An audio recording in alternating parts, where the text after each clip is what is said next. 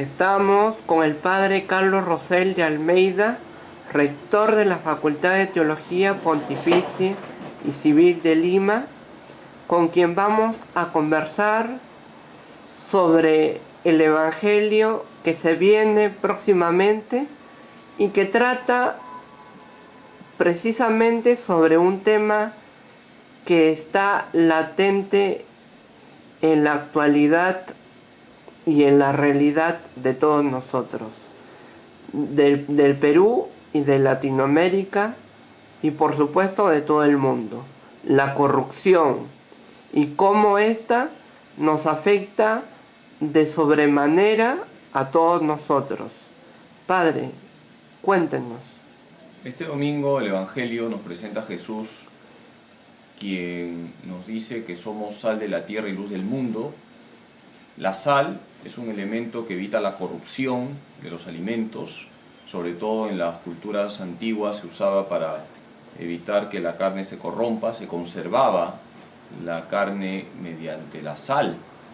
El cristiano tiene que ser sal del mundo, tiene que ir en contra de todo lo que suena a corrupción, y la corrupción está en todos los niveles, en el nivel político, en la calle, en las instituciones distintas que hay en la sociedad y en nuestra propia casa puede haber corrupción. La corrupción es todo aquello que no es derecho, que no es limpio, que no es honesto, y por eso nosotros tenemos que ser sal de la tierra y luchar contra todo tipo de corrupción.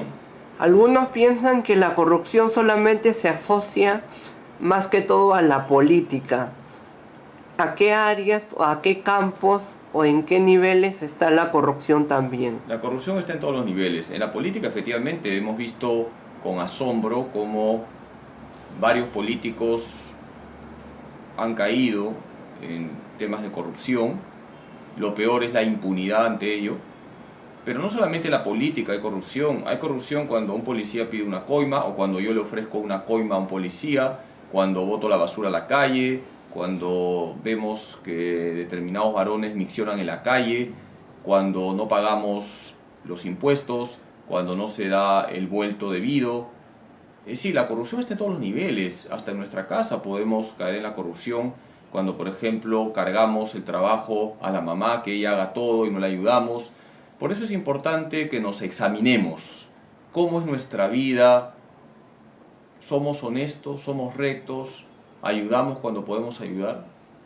¿Por dónde empezar para combatir la corrupción y para que de alguna manera se mitigue o, si se quiere, se elimine para siempre la corrupción de nuestras vidas? Hay que comenzar por el hogar. Los padres tienen que educar a sus hijos en valores, forjar virtudes.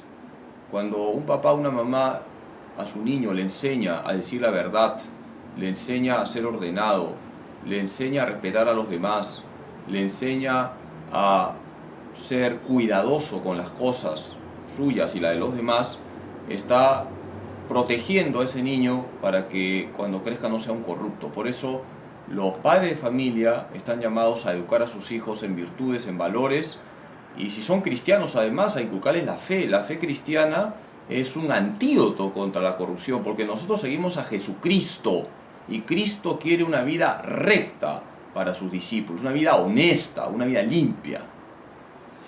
La Iglesia, ¿cómo interviene y cómo ayuda en la lucha contra la corrupción? La Iglesia predica la palabra de Dios es iluminadora. La Iglesia quiere que sus hijos sean ejemplares, por eso el Evangelio también habla de que debemos de ser luz del mundo. El católico tiene que ser luz ahí donde está, y eso implica que en su casa, en la calle, donde trabaja, debe mostrarse ejemplar, debe mostrarse siempre con una vida recta, siendo coherente con su fe. Padre, ¿qué opinas sobre el caso Odebrecht? Bueno, es un caso de corrupción y hay que detectar a los culpables. Tienen que pagar lo que han hecho, es decir, pagar ante la justicia, pero al mismo tiempo creo que hay personas inocentes que trabajan en esa empresa que van a ser víctimas porque sé que están despidiendo gente. al culpable hay que llevarlo a la justicia y que la justicia sea lo que tiene que ser, es decir, que se den las penas debidas. ¿Qué Pero también- cree que se debe de brindar una segunda oportunidad a Odebrecht para que siga operando en el país como si no hubiera pasado Lo nada? que hay que hacer es detectar a los corruptos, castigarlos, llevarlos a los tribunales, pero tantos trabajadores que están en esa empresa hay que ver la manera de que no pierdan el trabajo, porque son gente que tiene hogares, tienen que mantener familias, y yo creo que eso es importante. La empresa, por supuesto que ha obrado mal, pero la empresa está representada por determinados personajes que han sido corruptos. Ellos, repito, tienen que pagar ante la justicia, pero hay que ver la manera de que los trabajadores no queden desamparados. Mi bendición para todos en el nombre del Padre, y del Hijo y del Espíritu Santo. Gracias, Padre.